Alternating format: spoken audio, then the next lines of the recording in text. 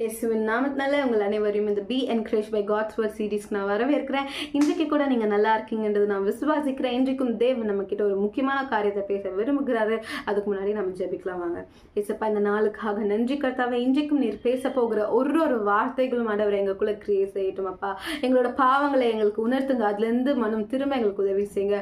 இயேசுவின் நாமத்தினால் ஜெபிக்கிறேன். ஆமேன் ஆமேன். இன்றைக்கு கூட நம்ம யாக்கோபு 3ஆம் அதிகாரத்தில் 6ஆம் வசனத்தை வாசிக்க போகிறோம்.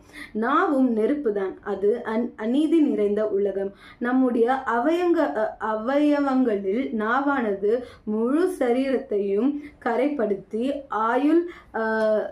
ஆயுள் சக்கரத்தை கொளுத்தி விடுகிறதாயும் நரக அக்னியினால் கொளுத்தப்படுகிறதாயும் இருக்கிறது. என்னோட தமிழை கொஞ்சம் மன்னிச்சிடுங்க.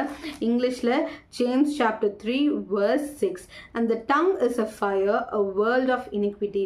The tongue is so set among our members that it defiles the whole body and sets on fire the course of nature, and it is set on fire by hell. Amen. அதாவது இதுக்கு முன்னாடி வசனத்துல தான் யாக்கோபு சொல்ற என்ன அப்படின்னா, ஒரு காட்டு தீ பரவுறதுக்கு ஃபர்ஸ்ட் ஒரு சின்ன நெருப்பு தான் அங்க ஆரம்பிச்சு விடுது. அதே போலதான் நம்மளோட சரீரம் முழுவதும் பழுதடைய, அதாவது நம்ம முழுவதுமா பாவம் செய்யல, பிறரை வேதனைக்கு உள்ளாக்குறதுக்கு நம்மளோட உடம்புல இருக்கிற சின்னதான இந்த ஒரு நாவுன்றது என்ன பண்ணுமா,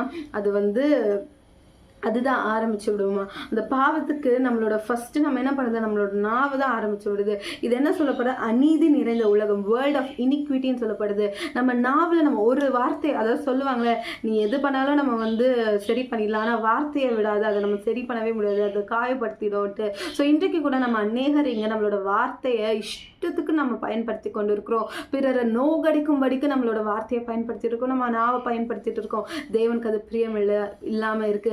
தேவன் என்ன சொல்றாரு, இப்படிப்பட்ட காரியங்கள் அவருக்கு அருவருப்பா இருக்குதுன்னு தான் சொல்றாரு. நம்மளோட இதே நாவல தான் நம்ம தேவனை துதிக்கிறோம், இதே நாவல தான் நம்ம வர்ஷிப் பண்றோம், இதே நாவல தான் நம்ம வேதத்தை வாசிக்கிறோம், ஜெபிக்கிறோம். ஆனா இதே நாவல தான் நம்ம பிறரையும் துன்பப்படுத்துறோம், இதே நாவல தான் நம்ம என்ன பண்றோம், தேவையில்லாத காரியங்களை பேசிக்கொண்டு இருக்கிறோம். ஸோ இன்றைக்கு ஆண்டவரத்துல நம்மளோட நாவை ஒப்பு கொடுத்து, நாவை நீங்க சுத்திகரிங்க, என்னோட இருதயத்தை சுத்திகரிங்க, நான் பேசுறதுலாம் உமக்கு பிரியமுள்ளதா, உண்மை மகிமைப்படுத்துற வார்த்தைகளா இருக்கணும்ன்றதை நம்ம தேவனிடத்துல கேட்போம். ஆமென். வாங்க ஜெபிக்கலாம்.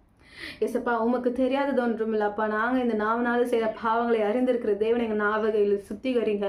இந்த நாவல உண்மை துதிக்கிற துதி மாத்திரமே இருக்கணும், பிறரை கட்டுகிற வார்த்தைகளே இந்த நாவலிருந்து புறப்படணும் ராஜா. இயேசுவின் நாமத்தினால் ஜெபிக்கிறேன். ஆமீன் ஆமீன். God bless you. Have a blessed day.